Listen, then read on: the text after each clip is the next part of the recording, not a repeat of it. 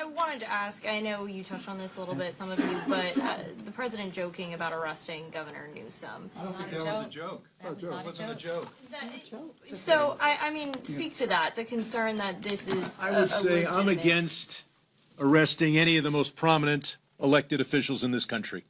But if you're going to elect a prominent elected official, start with the one with 34 felony convictions. Let's also be clear. Then the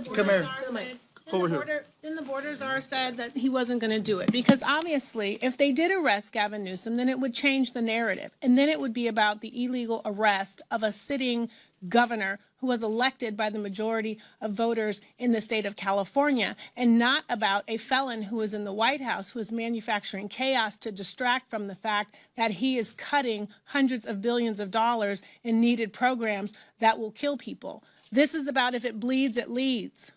That's right. So he has created and manufactured violence so that he can have a show on the television. But other people, older people, folks who are disabled, young people are going to be bleeding when Medicaid gets cut, when people are evicted from their homes.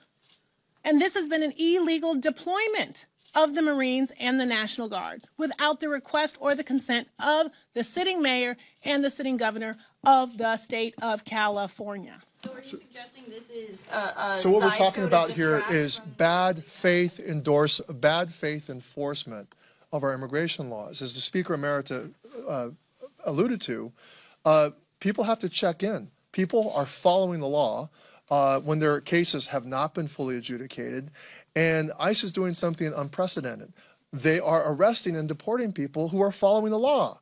That has understandably created people who have been put in an impossible situation. Americans do want our immigration laws enforced, but they're also fair.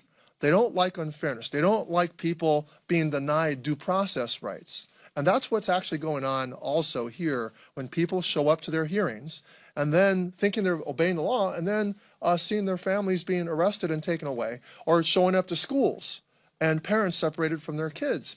This is going to inflame communities. These are intentional acts of inflammation by this administration. They need to pull back. They need to pull back the National Guard, and they need to rein in ICE's inflammatory tactics. Are you suggesting, though, this is a distraction from the big, beautiful bill and the unpopularity? Yes.